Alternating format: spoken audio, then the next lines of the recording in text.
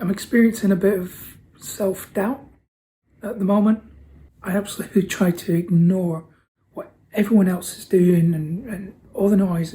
But then sometimes I think, well, I'm just not good enough to teach people the knowledge that's in here. So it's this battle. It's called imposter syndrome. It took me a long time to get over my initial imposter syndrome, which I first really discovered in 2010 when I tried to set up a website called Profit Copilot and teach people all the stuff that was in my head. I couldn't do it, so the domain name and the YouTube channel just sat there dormant year after year after year while I tried to get over imposter syndrome, and it's still something that I really struggle with. I mean, I'm struggling with it today. I'm trying to justify why anyone would want to listen to me, and I know that opens the whole door for trolls to agree with that statement, and you're welcome to, but I'm still going to carry on doing it. I'm still going to carry on trying. And the fact is, I still deal with imposter syndrome, thankfully not every day, and not to the extent where it stops me from moving forward and creating content and sharing that knowledge. But sometimes it really is a battle. It's like going to do battle with yourself, because ultimately I really don't care what other people think or what they say or how they look at me or how I look to them. I mean, I shoot these videos often first thing in the morning. They're not scripted, they're real. And I made a promise to you on my YouTube channel that I would document the truth, warts and all.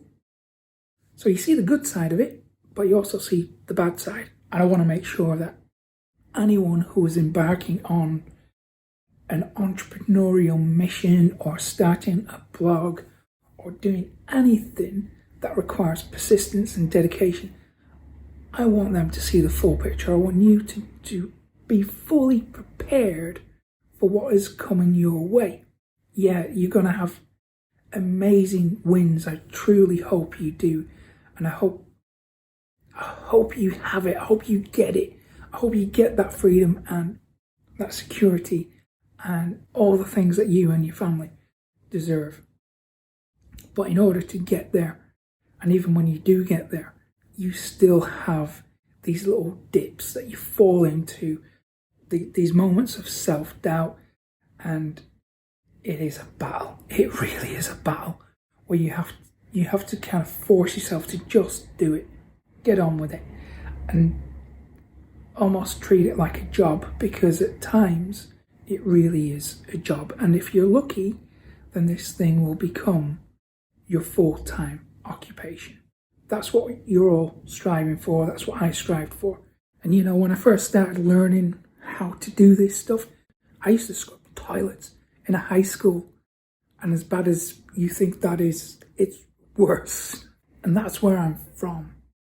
I come from nothing. And you know what? If it wasn't for the internet, I would probably still be doing that today, more than 20 years later. Take away the internet, I don't have any skills, I don't have an education, I got nothing.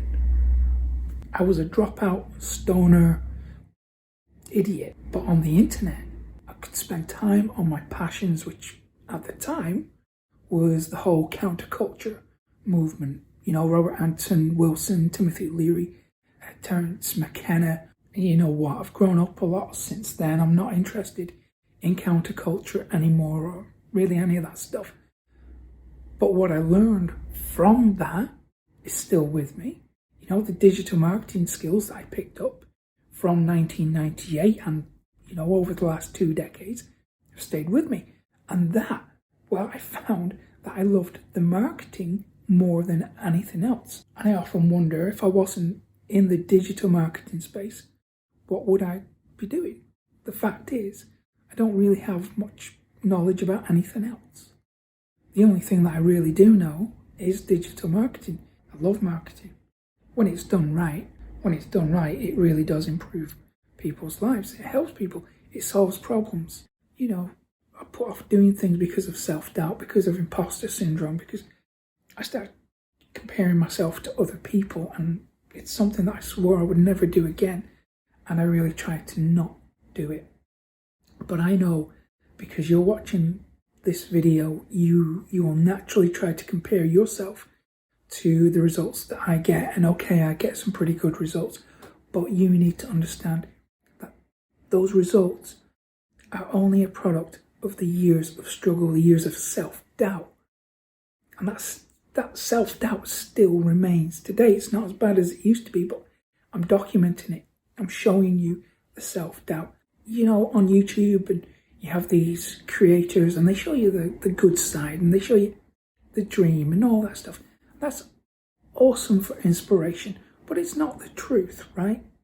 Because what happens is you'll start doing this thing, you'll have days like I'm having right now, full of mental health issues. What happens?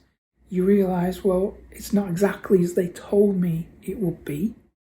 What's wrong with me? Why am I experiencing this self-doubt, or why am I not getting the results that other people are getting? So you compare yourself, right? It's only natural. You see their results, you see your lack of results or your issues that you're dealing with, and you're wondering, well, why doesn't everyone else have these issues? The fact is, they do. They just don't want to show you them. They don't want to show you this side of it, because this side is ugly. And when I promised to do a video diary for you, so you can see the full width and breadth of what goes into building an internet business, I promised that I would show you the truth. I document everything. So you see the wins, you see the struggles, you know. So if you want to do this for real, and you find days where you're struggling, you can think back, well, okay, Mick also struggles. The real battle is only in here. It's only with yourself. And that's a battle you can win. So how do you do it? How do you win? Well, if you look back at this video, look at the process that I've gone through before your very eyes. So I've thought about my history, my experiences.